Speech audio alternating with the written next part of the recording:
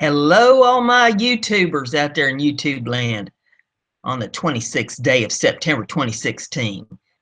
Glad to have all my peeps in the chat room and have all my lurkers out there and all the folks that'll view it later on Memorex. Good to have you with me today. Oh my goodness, has it been a weekend or what? I hope y'all was busy and kept yourself occupied and out of trouble.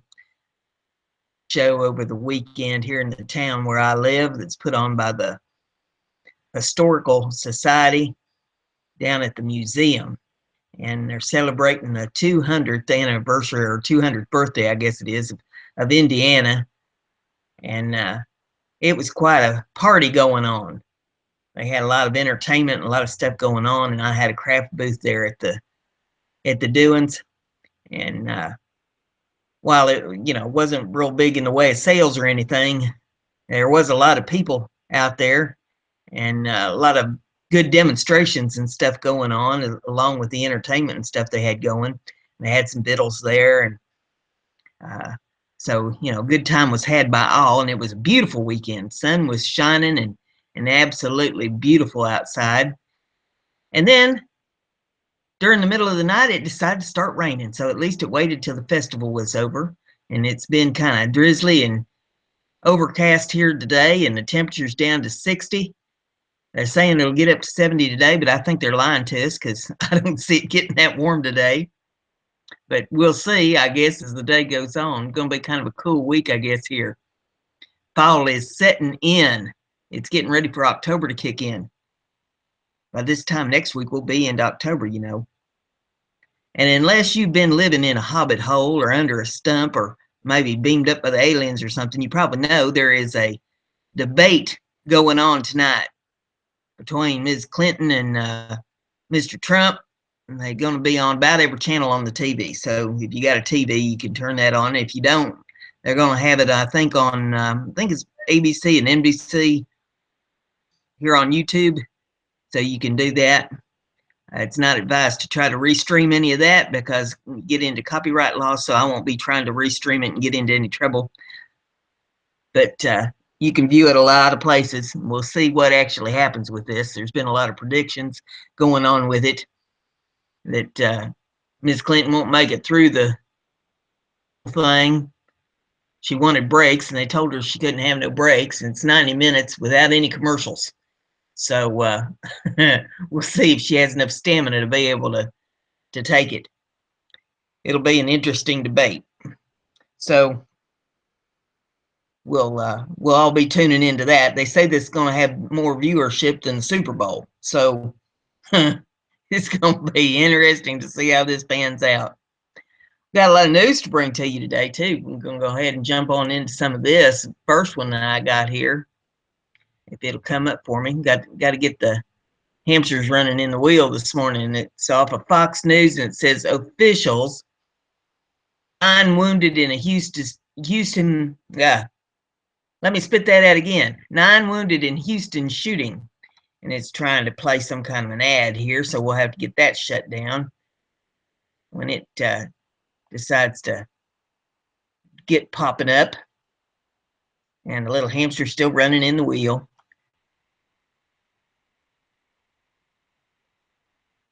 There we go. Okay. It says 9 people were injured when a shooter opened fire at a Southwest Houston shopping center on Monday morning, police and fire officials said. The gunman, who was not identified, was shot and killed by police authorities, authorities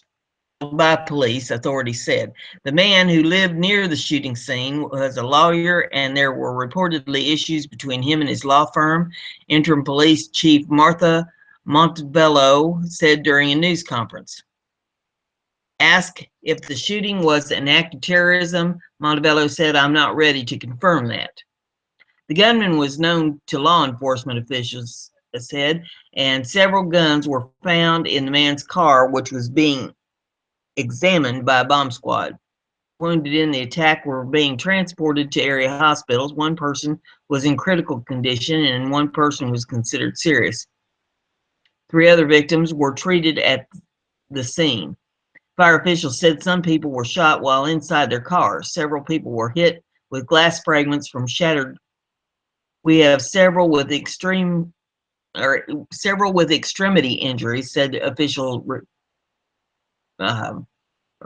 official told reporters. We have a couple that are more serious. A nearby homeowner told FoxNews.com that his wife woke up to gunshots at 6:30 a.m. Shortly thereafter, police were seen going into a nearby condo. One witness told ABC 13 the shooter fired 3 or 4 shots into the front window of her car and also shot the side window of the vehicle. Reports indicated several people were hurt before police reduced the number to 6. Eduardo Andrade, 42, told the Houston Chronicle that 2 bullets struck his vehicle. As I was driving by Law Street, I suddenly heard a big explosion. Andrade said, I covered myself, accelerated, and tried to get out of there. I did not know if someone was following me or trying to shoot me. I felt the hot air. To shelter in place was issued by the Houston Fire Department for residents of the Oaks at West University apartment complex while authorities searched the premises. It says police scanners reported at 6:30 a.m. that a male suspect was firing on vehicles with a revolver, according to ABC 13. The shooting comes days after a shooting at a Washington State mall that left 5 people dead. On September 17th, 20-year-old man stabbed 10 people at a Minnesota mall before being shot to death by an off-duty police officer. That's what's been going on this morning over in Houston. And the next one that we have here is off of AlanBWest.com. Run, little hamster, run.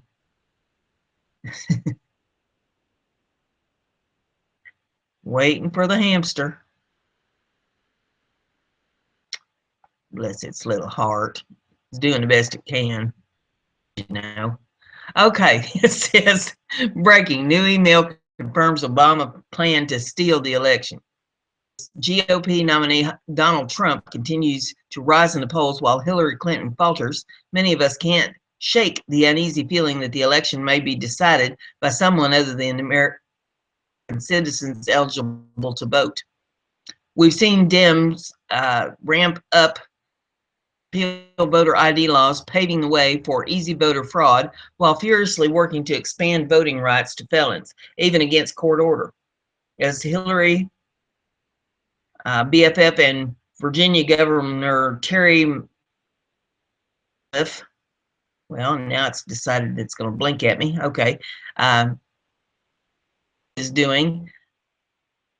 Hillary Clinton's campaign is even employing undocumented dreamers to help register people to vote, even though they themselves can't legally vote. Turns out the Obama administration itself is doing what they can to put its heavy hand on the scales in favor of its chosen successor. Let's see, we scroll down here a little bit. And it says, as Fox News reports, an internal Obama administration email shows immigration officials may be literally working overtime to swear in as many new citizen voters as possible before the November 8th presidential election, a powerful lawmaker charged Thursday. Citizenship and Immigration Services Field Office Chief and part of a chain of correspondence with the agency urges the unnamed recipient to swear in as many citizens as possible due to the election year. The field office, due to the election year, needs to process as many of their, it says, N-400 cases as possible between now and fiscal year 2016, reads the email, which was disclosed to FoxNews.com by Senator Ron Johnson, Republican, Wisconsin, who chairs the Committee on Homeland Security and Governmental Affairs. If you have cases in this category or other pending, you are encouraged to take advantage of the and the email continues. This will be an opportunity to move your pending naturalization cases. If you have not volunteered for OT, please consider and let me know if you're interested. Parts of the email were redacted before it was disclosed to FoxNews.com, but it was sent by the branch chief of the Houston Field Office, District 17. It was not clear to whom it was addressed. It better reads the July 21st note introducing the forwarded missive. It's the end of the year crunch time, so let's get crunchy. Go Team Houston. Thanks for all your hard work.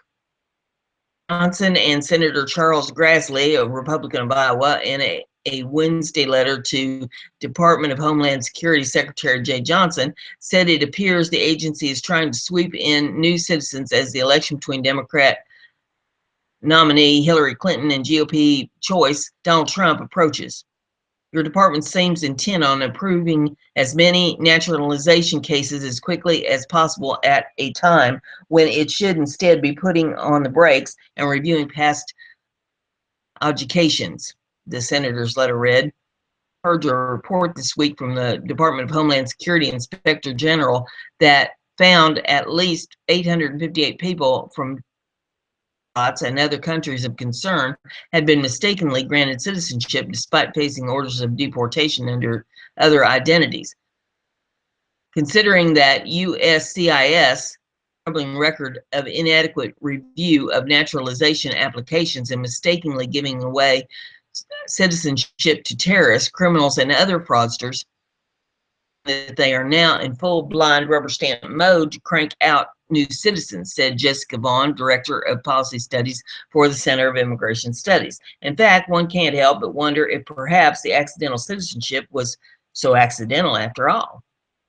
Of course, this would be the first time Herculean efforts by the of course, this wouldn't be the first time Herculean efforts by the federal government were made to put a Clinton in the White House, as Claude Arnold, a retired U.S. Immigration and Customs Enforcement Special Agent in charge of Homeland Security investigation, notes.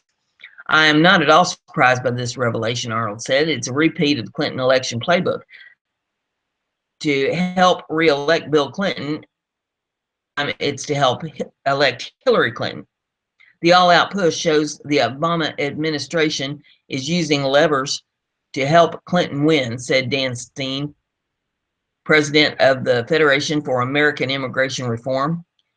In the pursuit of a partisan advantage, one party has decided integrity in the system is irrelevant, Stein said. They don't really care about checking background or verifying status and eligibility. It's more about increasing the number of eligible voters in this upcoming election. And to think we're paying overtime to these government employees to do this. Turns out the bloated federal government can move fast when to achieve the president's own agenda, not so much when it's responding to the demand of the people it serves. Such as providing transparency on former Secretary of State Hillary Clinton's emails and or Clinton Foundation dealings. So there you have that. All these URLs are in the description of the, you want to take a look at them yourself. The next one we have here is off of BizPac Review. It says, breaking, calls for FBI Director Comey to resign over total sham of investigation. The FBI Director James Comey should resign, according to former U.S. Attorney Joseph DeGeneva, after giving immunity deals to Hillary Clinton's Chief of Staff Cheryl Mills and 4 other aides in investigation over the former Secretary of State's use of private email server for government business. Matthew Whitaker, another former, told the Daily Caller News Foundation that Congress should know why the Clinton aides were treated differently than any other investigation has ever been done. Mills got the immunity deal after refusing to let investigators examine her computer, according to the Associated Press, which first reported on Friday the multiple agreements shielding key figures in the Clinton email scandal from prosecution.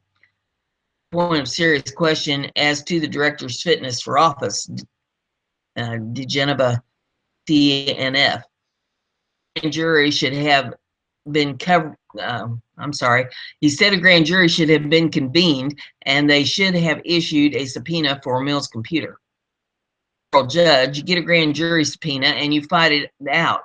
He didn't want to do that, and neither did the Justice Department, DeGeneva said.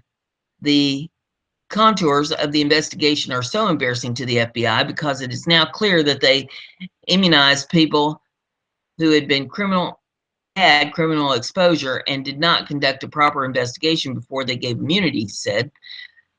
DeGeneva called for Congress to hold hearings with Comey testifying under oath and to consider sanctions such as censorship or impeachment.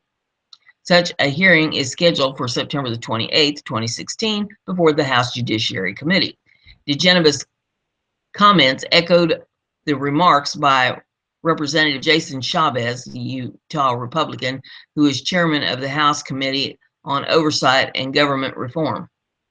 Chavez revealed the immunity deals to AP, saying he was absolutely stunned.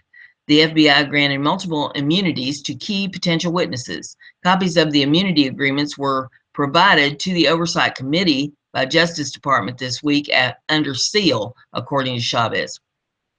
Couldn't prosecute a case, Chavez told the AP. They were handing out immunity deals like candy. DeGeneva called the FBI investigation a sham. This was not a real investigation, added DeGeneva. Protected investigation designed to look like an investigation. He called a investigation. Matthew Whitaker, another former U.S. attorney, said he was very frustrated and thought Congress should dig deeper into the handling of the Clinton email server case. I think it is an appropriate role of Congress to ask why this group of Clinton people was treated differently than any other investigation has ever been done, he said. DeGeneva also said that given her immunity, the FBI allowed Mills to attend Hillary Clinton's interview at the FBI headquarters. Not only was she given immunity, but she attended Hillary Clinton's interview. It is the first time in history a witness has attended an interview of the ultimate target of an investigation. This is one of the single most embarrassing moments in the history of the FBI, DeGeneva said.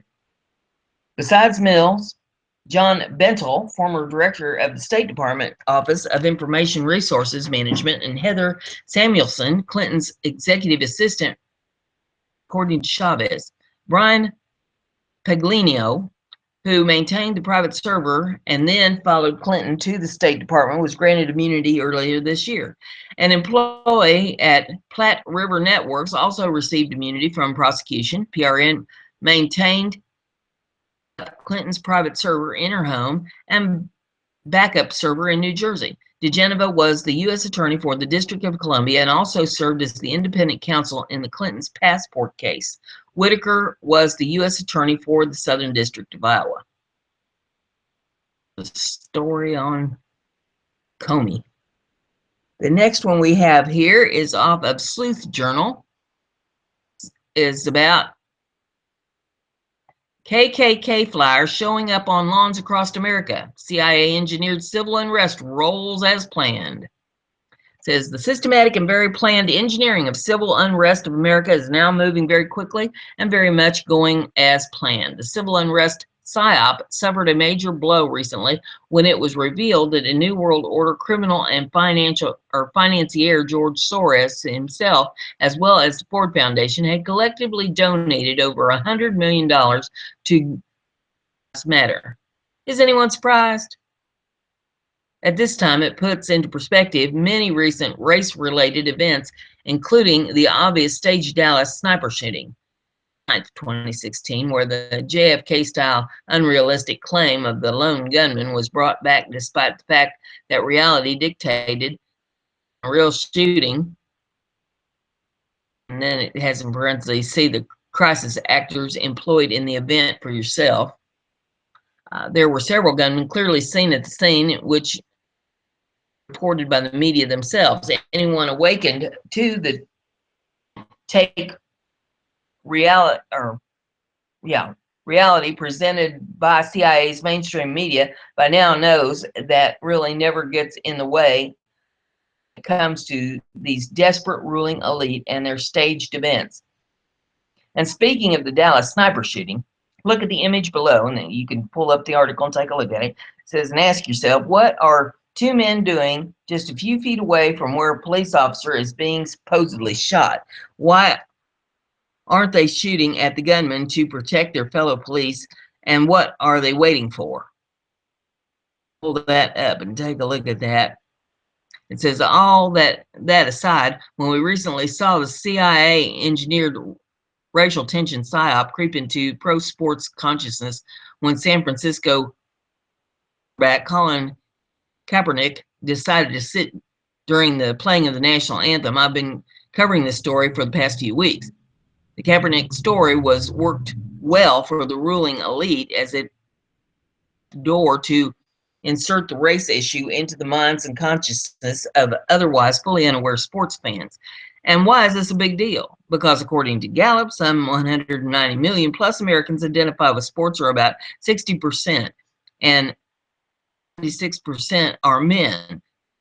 Think anger and testosterone. Let that sink in. Essentially, the greatest audience in America, certainly more than politics. Related conflict into sports thus struck me as a huge red flag, since if Kaepernick was sitting during the national anthem to protest the fact that, say, 9/11 was an inside job, he'd be gone from the NFL by now. All said, now the mainstream media is reporting that KKK flyers are mysteriously showing up in people's lawns across the U.S. Please take note that in this recent story, the KKK is made out to be the new ISIS. No one seems to have any idea who's doing this, huh? Yeah, these KKK mystery flyers are magically appearing everywhere across the country, and almost deliberate displays of weakness on part of the police, claiming that all of a sudden they can't this because it falls under free speech protected by the First Amendment. Excuse me? Didn't Occupy Wall Street protest against bankers and also fall under free speech? First Amendment? Police nationwide didn't seem to have any problems cracking people's heads at Occupy for peacefully protesting the corruption of Wall Street and the bankers, but KKK, however, their message is protected under the First Amendment. How's that convenient? Jamie Hazas woke up Saturday morning to a string of worried texts. XTS. I know I sound like the state Texas when I say it, but it's Texas. Friends in her hometown of Condersport, Pennsylvania, said someone had gone house to house the previous night and left plastic baggies filled with lollipops, rocks, and paper flyers on dozens of lawns in town's main thoroughfare. Inside, they found a disturbing message. And it's what it says. Are there troubles in your neighborhood? Contact the traditionalist American Knights of the KKK today. Crinkled slips of paper was an image of a hooded Klansman pointing a finger in the style of ironic Uncle Sam recruitment poster, along with something of a slogan, "You can sleep tonight knowing the Klan is awake." Hodges said she and others believe a new white supremacist cell in the area might be behind the campaign, but they're struggling to decide what the strange parcels mean for the town of 2,500 and how the community should respond. They're trying to pick a fight, and I don't want to bring a gun to a knife fight. I think she has that backwards. I just told the Washington Post Monday it's hard to know how to strongly approach this alone. Similar packages have recently turned up in communities around the country, from California to Kansas to New Jersey, many of them in the roughly 15 months since Ruth allegedly gunned down 9 African Americans at a church in Charleston, South Carolina. It follows a similar pattern, with residents waking up to find small plastic bags on their front lawns containing pro-KKK missives. The bags are often weighed down by rocks and sometimes come with a few candies stuffed inside. Just a day after residents in Condersport discovered the baggies on their lawns, nearly identical packages showed up at homes in Whittier, California, according to Los Angeles Times. The flyer inside contained a disparaging screed against African Americans and came with a rock and lollipop. One longtime resident told the paper it also listed a phone number and mailing address for of the KKK, she said. A week earlier, 100 residents in Fullerton, California found similar packages at their homes. Reported. In July, hundreds of residents in 3 Indiana counties received flyers. Well, I took a drink, it just made it worse. Okay. Also stuffed into bags with rocks, criticizing immigrants and homosexuals and calling on people to wake up and join the United Northern and Southern Knights of the KKK. Man, hope I ain't getting that Hillary Clinton disease. It's similar baggies have turned up in Michigan, New Jersey, Kansas, Alabama, and elsewhere since 2015.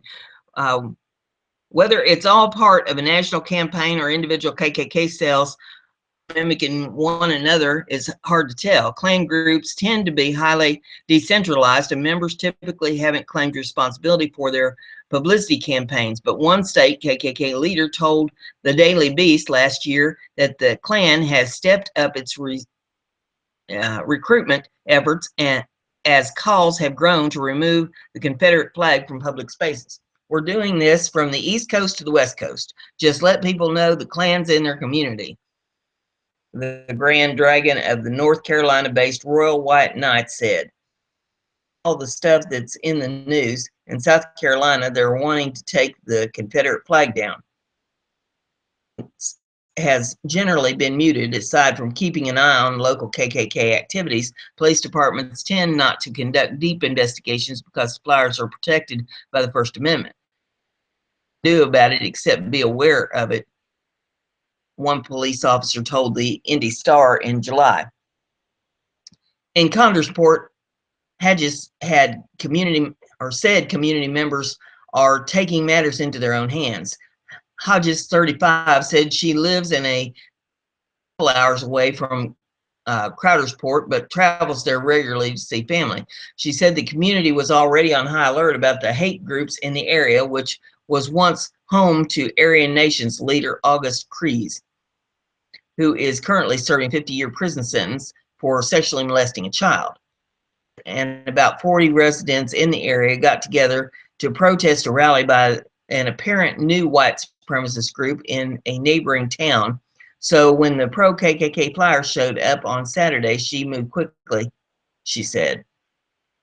A local resident, Joe Leshner, started a Facebook group to organize concerned community members and spread the word, local police told.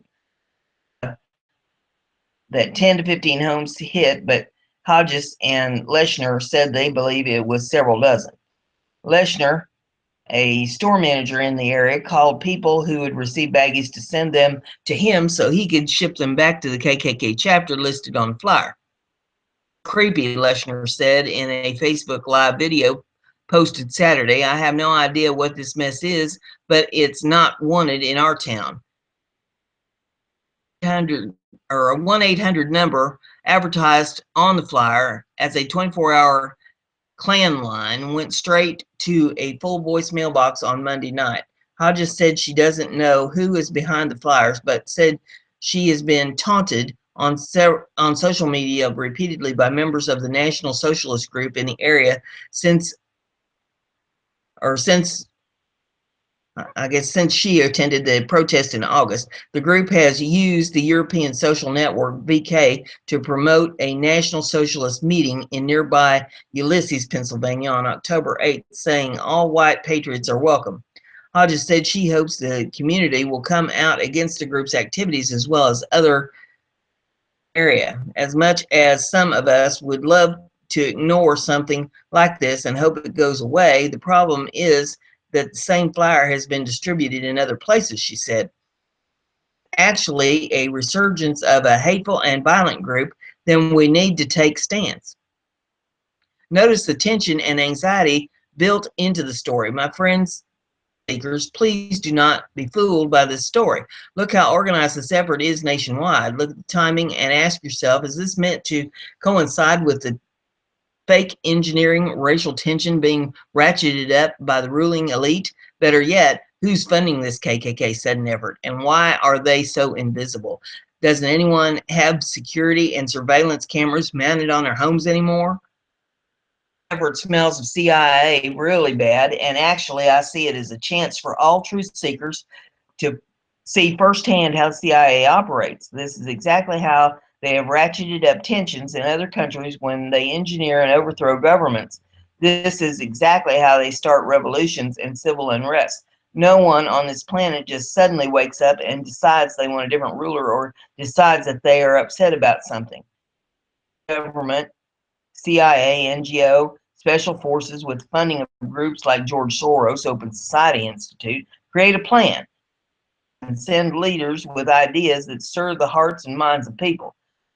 They infiltrate radio and TV stations with propaganda and start putting ideas in your head. This link here shows, and you can click on that link, shows you many similar CIA operations conducted on other nation sites since the creation of the CIA in 1947. The list of atrocities initially started with propaganda such as this KKK propaganda and Black Lives Matter might blow your mind. We are all now watching U.S. propaganda tactics displayed in broad daylight. If anyone thinks this is a coincidence, then you accepting whatever the mainstream media feeds you at this time when it's most dangerous to think like this. Seekers who want to take stand for humanity and the Constitution here in America more than ever, we must identify government propaganda and call it out for what it is. Do not fall for this psyop.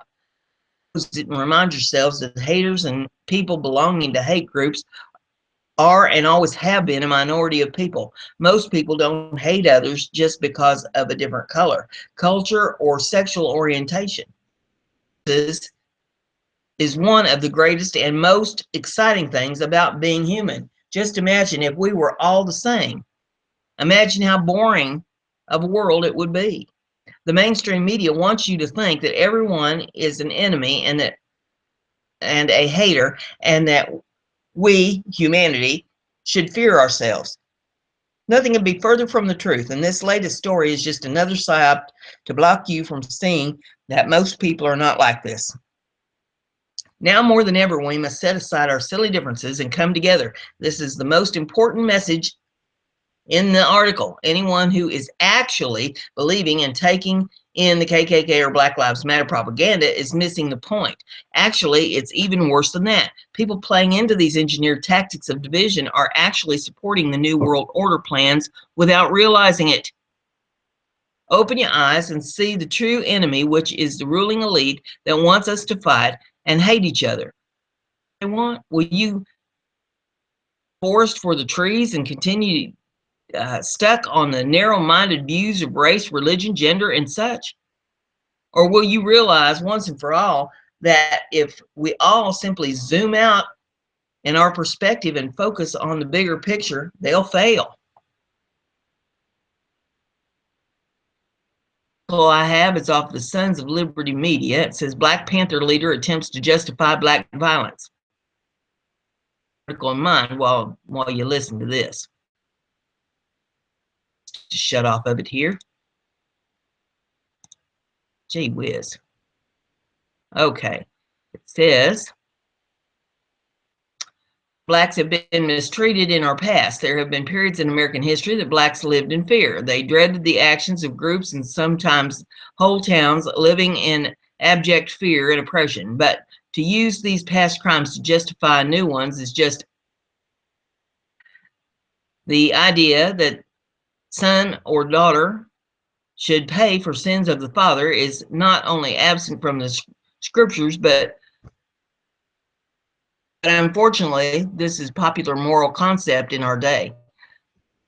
It's played by Babu Amwali, a new Black Panther leader, when asked by Aaron Klein about the recent violence protests.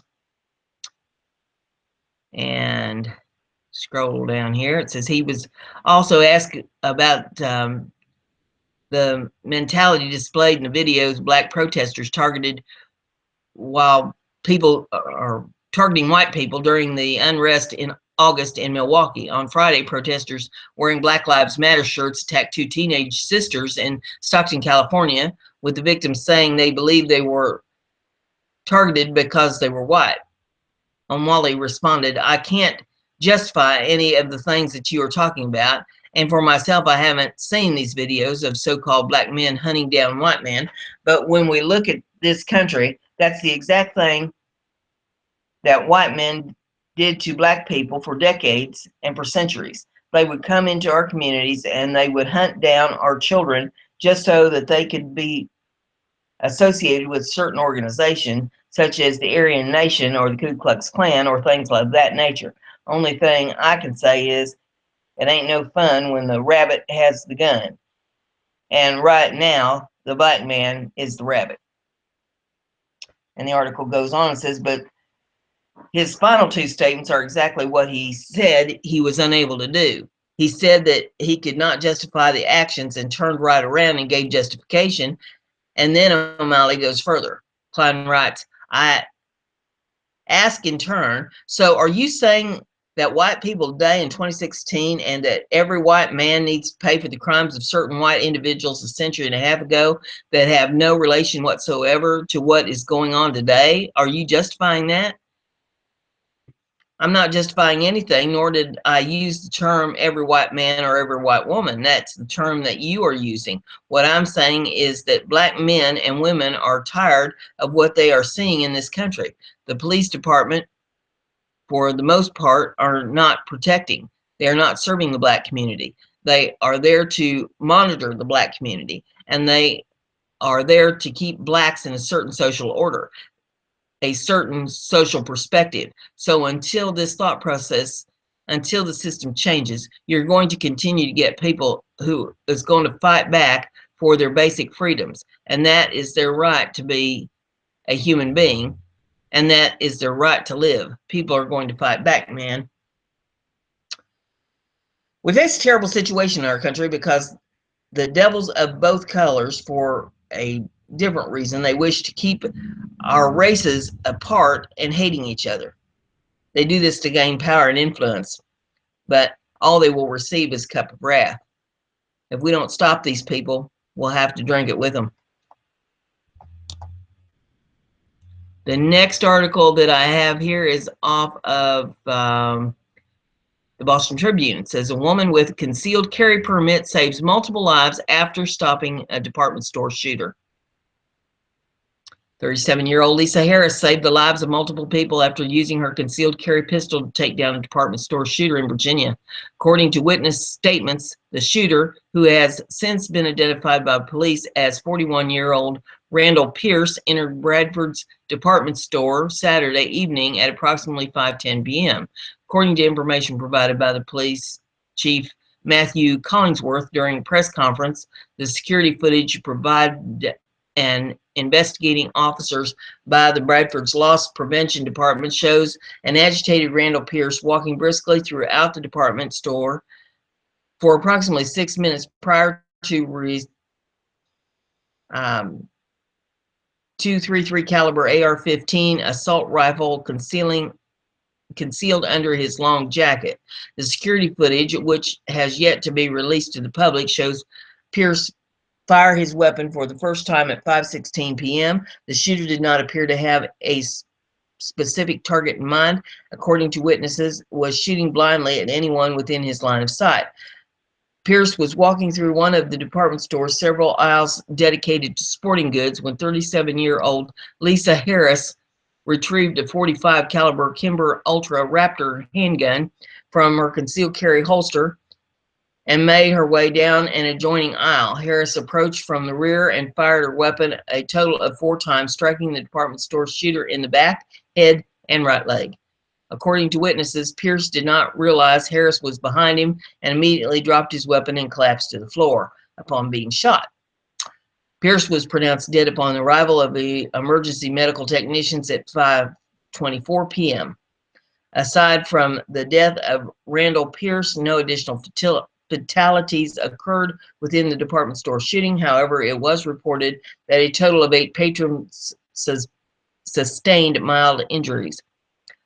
Chief of Police Matthew Collingsworth told ABC affiliate reporters that approximately 117 individuals, including shoppers and employees, were inside the department store during Pierce's shooting rampage, and that his And in his opinion, with the high capacity of shooter's weapon, Harris could have attributed or could be attributed with saving all 117 lives. Though, according to Collingsworth, Lisa Harris saved the lives of over 100 individuals, there has been controversy surrounding Harris's decision to violate the department store's no weapons policy.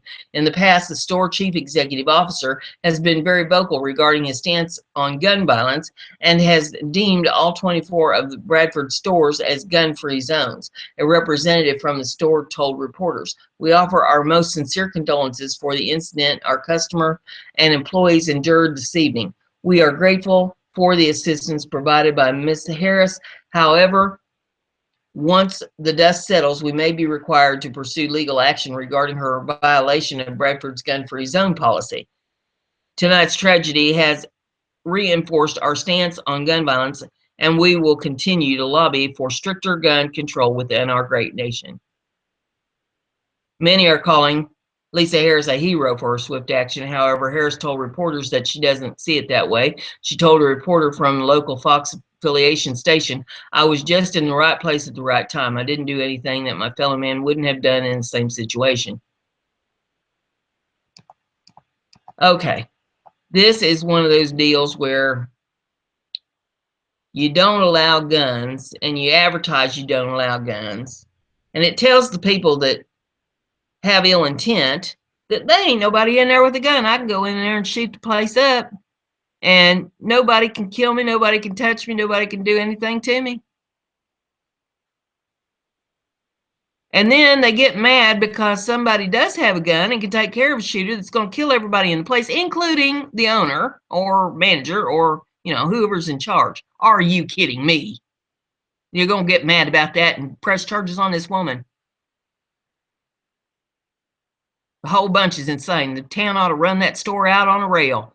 And anybody that puts up a gun ban sign, not for the Second Amendment, they don't stand for the Constitution, they're anti-American.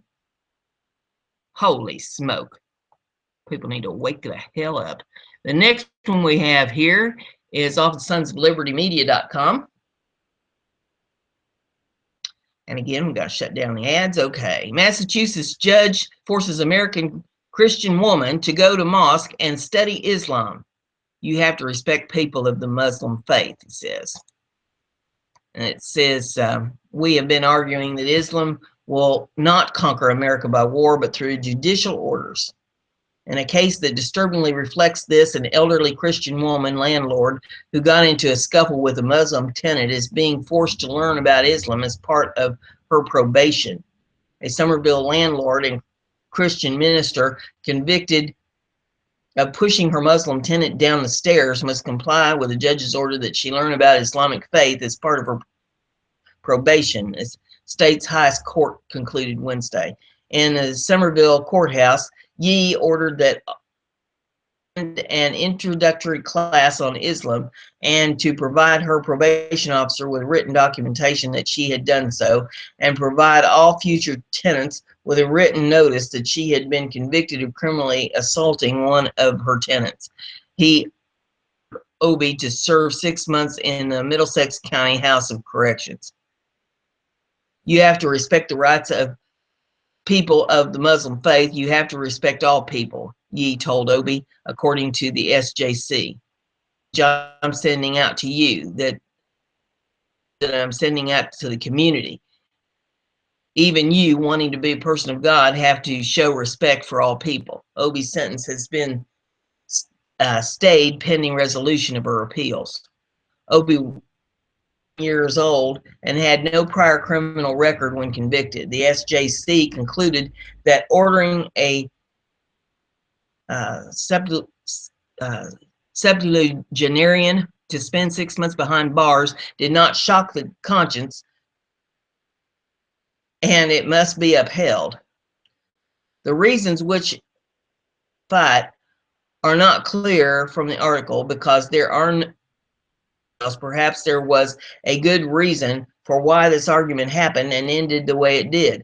However, the only focus is on making the bad Christian learn about Islam from the poor Muslim, and that is done intentionally. We have seen so many times how in Europe and even America, Muslims are allowed to commit truly horrible crimes, rape, murder, armed robbery, piracy, terrorism, and they receive consistently very light sentences. If they're even prosecuted at all. The reason for this is clear because Muslims are being brought in with the intention of destabilizing Europe and America. The refusal to prosecute for real crimes is as much submission to Islam and political correctness a crime and an act of the worst kind of treason.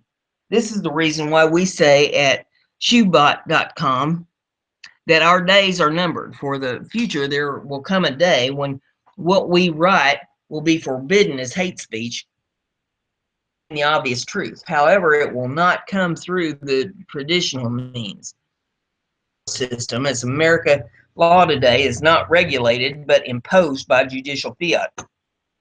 This woman is old and will not be around much longer.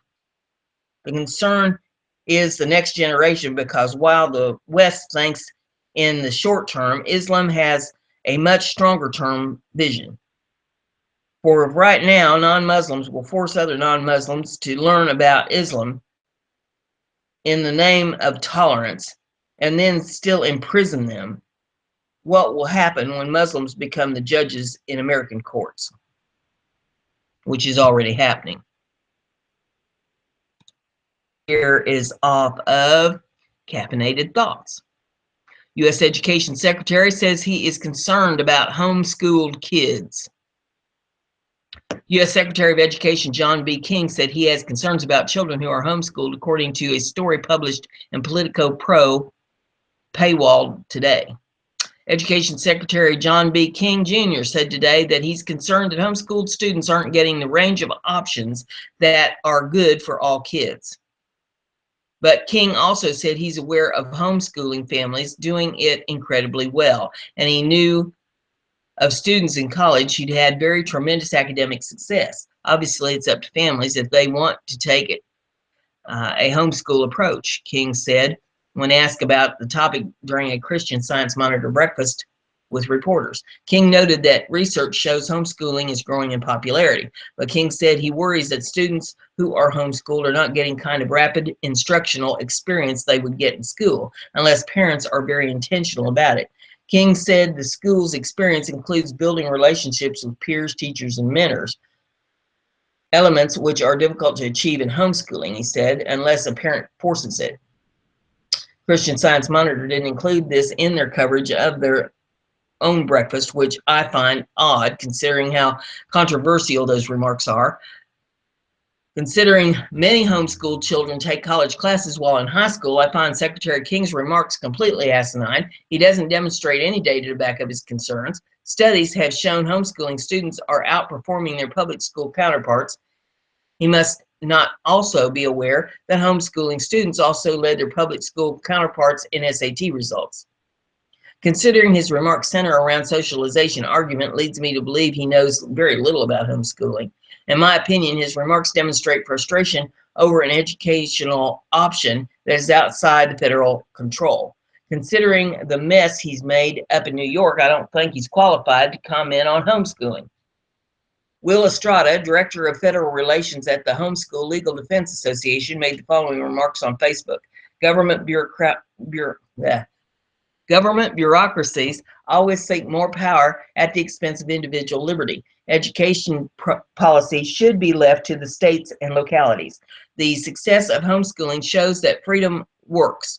Secretary King would replace the God-given freedom of parents to direct the education and upbringing of their children with more government regulation, Estrada added. The fact that Obama administration has a low opinion of homeschooling should hardly come as a surprise. Back in 2013, former Attorney General Eric Holder, when trying to boot the Romanuk family out of the United States, argued that Germany's banning homeschooling doesn't violate fundamental rights. Homeschooling parents need to be ever vigilant to protect their educational freedom. And there's an update that says, be sure to read Lindsay Burke's piece about Secretary at the Daily Signal. She made some points that I kick myself for not making. And you can click a link there that'll take you to that article.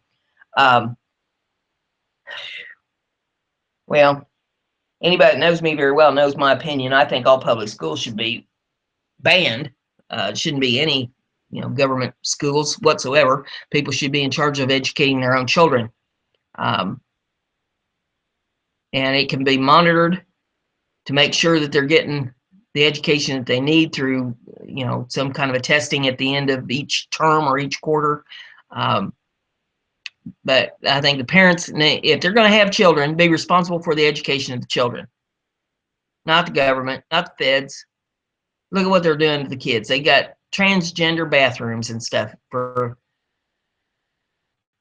little kids, grade school kids. Are you kidding me? What in the world?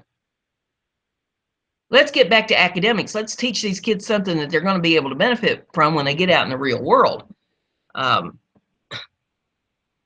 This is just getting totally out of hand with these public schools. But hey, that's just my opinion. Next one we've got here is off of the Boston Tribune. Due to religious intolerance, Facebook bans all Christian-themed content. Representatives from Facebook's social media giant, known for making overnight changes in policy, have announced their newest policy update, which is being viewed as one of the company's most controversial changes to date.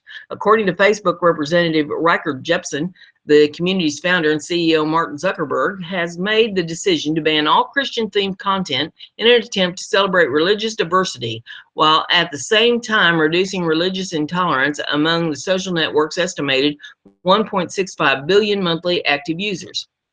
According to Gibson, one of the most frequent complaints made by Facebook users each month is what many of the website's members described as religious intolerance or bullying by the social network's Christian population. Many Facebook users have complained that the website has become oversaturated with Christian posts, groups, pages, memes, and even Christian-themed hashtags. It shouldn't come as a surprise that the social networking website contains a myriad of Christian-themed content, as Christianity is currently the world's largest religion with over 2.4 billion adherents. It's believed that approximately 32% of the global population identifies with some form of Christianity. According to Gibson, the company's developers are currently working to create an algorithm that will alert staff of any content that appears to be related to Christianity. All flagged content will be reviewed by a dedicated team and will be immediately removed if found to be in violation of community standards. According to Gibson, repeated offenders will have their credentials suspended and will no longer have access to their Facebook accounts. Though Gibson estimates their developers will have mastered the necessary algorithm within the next few weeks, the company is giving users until November the 15th, 2016 to ensure compliance with the newest policy update.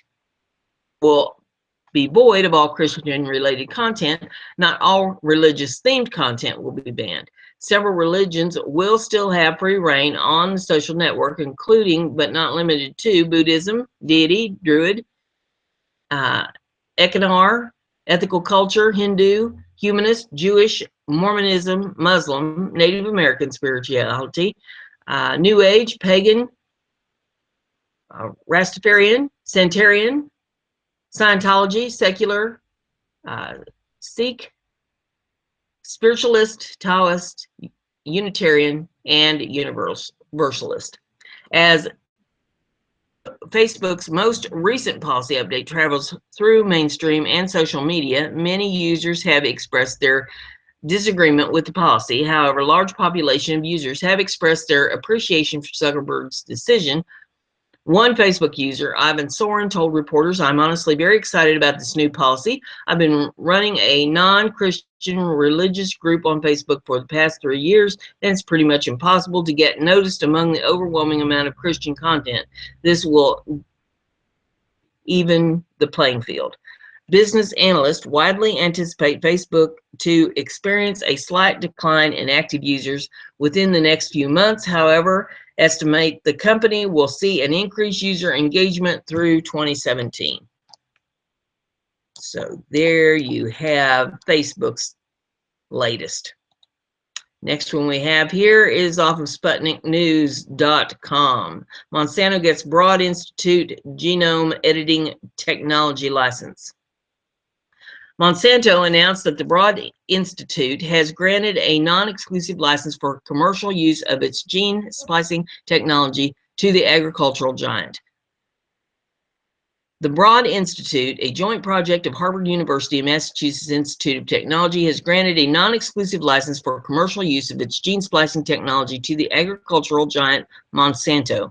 Monsanto announced in a press release on Thursday. We are encouraged to see these tools being used to help deliver responsible solutions to help farmers meet the demands of our growing population, Monsanto said in a release. Monsanto and the Broad Institute share a number of patents used to develop an application known as, which can be used to add, remove, or combine genes in living organisms. I'm going to read that again. I want it to sink in. Monsanto and Broad Institute share a number of patents used to develop an application known as CRISPR-Cas, which can be used to add, remove, or combine genes in living organisms. Genome editing techniques present precise ways, or present, let's try again. Genome editing techniques present precise ways to dramatically improve the scale and discovery efficiency of new research that can improve human health and global agriculture. The release quoted Broad Institute Chief Business Officer Issy Rosen. As the creator of genetically modified seeds widely used by farmers in the United States and elsewhere, Monsanto has become the target of environmental and other health-minded groups that are demanding that genetically modified food be labeled. GMO products are illegal or severely restricted in much of Europe. In the United States, nearly all prepackaged food is produced with some gene-modified technology unless the products are clearly marked on GMO. So now they can mess with all living organisms with this. And in case you didn't hear, Monsanto has been bought out by Bayer. Monsanto knows that they're screwed. So they sold the company over to Bayer, which is going to continue with the research. And this should alarm everybody. This is messing with the genes. Manipulating your genes.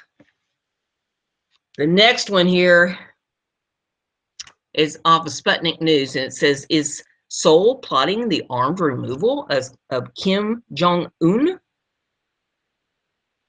Developing a special military unit capable of unseating the North Korean leader, according to Defense Ministry officials. The plan is known as Korean Massive Punishment and Retaliation, or KMPR. Local news agency News One reported. According to the UPI Defense Minister, Han Min-koo told lawmakers during South Korea's National Assembly that in order to fend off an invasion from Pyongyang, 500,000 or more full-time troops must be maintained. He claimed that the DPRK military has 1.2 million standing troops. Han was quoted by South Korean news service, quoted saying, if it becomes clear that the enemy intends to use nuclear-tipped missiles in order to suppress its aims, the concept of special forces is to retaliate against the key areas that include the North Korean leadership.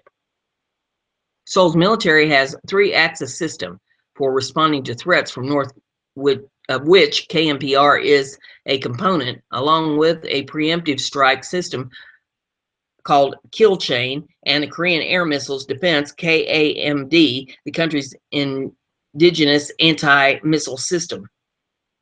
Lim Ho-yong, South Korean Joint Chief of Staff, Chief Director of Strategic Planning added, "We will deploy strike forces with precision-guided missiles and elite special forces."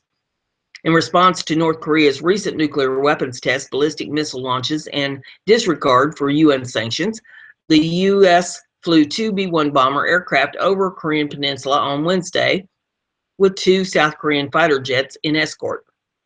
Leaders from China, the U.S., and Seoul recently met on the sidelines of the UN General Assembly to strengthen their alliance against North Korean aggression.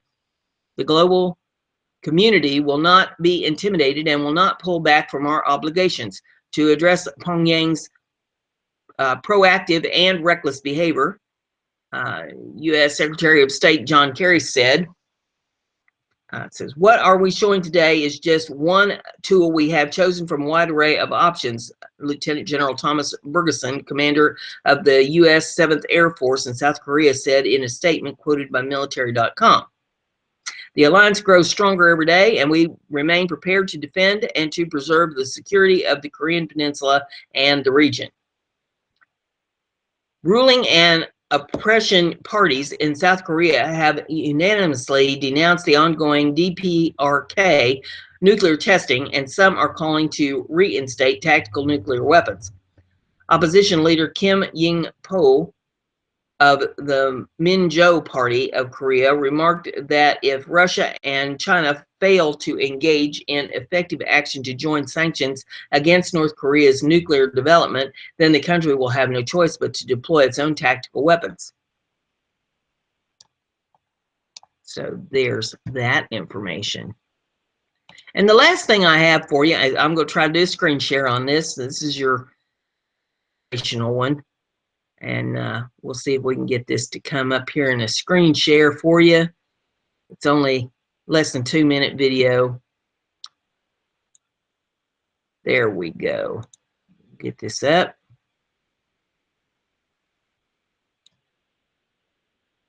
And we'll set her to play. Little village, honoring the local paletero, the popsicle man. After a quarter century, 89-year-old Fidencio Sanchez and his wife Eladia pushed their carts for the last time. We met Fidencio a week ago as he plied his frozen treats on the street. His wife is now too weak to work. Her passed away this summer. Money is scarce. Then this photo taken by a passerby of a seemingly defeated Fidencio changed everything. I just felt he looked very tired and he looked like he needed a day off. And the world came together to give him a bunch of days off. A GoFundMe page was set up. Today, 17,000 people from 70 countries helped raise more than $380,000. Today, on the same streets he walked for years, Fidencio was presented with a check. His retirement. Sometimes, even if the kids didn't have any money, I'd give them a treat, he says. The kids were our livelihood, says Eladia. We'll miss them. After decades of quietly peddling smiles, complete strangers have smiled back. It just shows that everywhere in the world is nice, that we're all the same. Happy retirement, Fidencio. Kevin Tibbles, NBC News, in Chicago's Little Village. Okay, there you have that that story, and I wanted to bring that to you. It goes to show, you know, there are more important things in the world than the Black Lives Matter, than Hillary's health, than all the negative things that we see in the news. I mean, we have to pay attention to them because they affect us, but there are more important things to deal with. There's more important things than backbiting, backstabbing, and being hateful. There's more important things than fussing and fighting and feuding and carrying on with people all the time and being negative. I was at the craft festival yesterday, and the first thing that really struck me is the booth beside me was a civic group, and they was taking turns sitting in the booth, and this feller showed up yesterday, and he was negative. Everything coming out of his mouth was negative. He didn't like sitting in this spot. He didn't like this chair. He didn't like this going, oh, now he's in the sun. And I mean, everything coming out of his mouth was so negative. And then turned out it was his birthday. He's 80 years old. Instead of celebrating, he was sitting there crabbing and being hateful about every doggone thing that went around. And I thought, what a way to live your 80 years, being hateful and negative and you know, instead of seeing the bright side of things, hey, the sun is shining. It's a beautiful day. I woke up above ground and I'm 80 years old today. I have made it 80 years. Oh no, you know, he was going to be hateful the whole doggone day. And you know, I saw this video. This 89-year-old man. He's lost his daughter. His wife is too sick to help him, and he's still out having to walk every day, peddling popsicles in order to try to make enough money to survive. And luckily, somebody saw him that could help him. And now he's going to be able to retire and live out what's left of his days in some peace without having to be out there with his aches and pains and whatever weather's going on and all that sort of thing, trying to peddle popsicles. Bless his heart. So if you see anybody that needs a helping hand, be positive. Don't be negative. Don't be griping and hateful about things. I mean, you don't know what kind of a path they're on. Try to uplift them. Be positive. Give them something to be grateful for. Give them a hand up if you can't give them a hand out. Smile at people when you see them. That might be the only smile they get all day. And I don't know what the weather's like where you're at, but if it's pretty outside, or even if it's raining, just go outside, kick off your shoes, stick your feet down in the grass, and just ground yourself. Get yourself balanced. Take a good breath of fresh air. Enjoy where you're at. Enjoy being above ground because we get to see another day. And with that, we're going to close her down, and we'll see you back here tomorrow for the news at noon.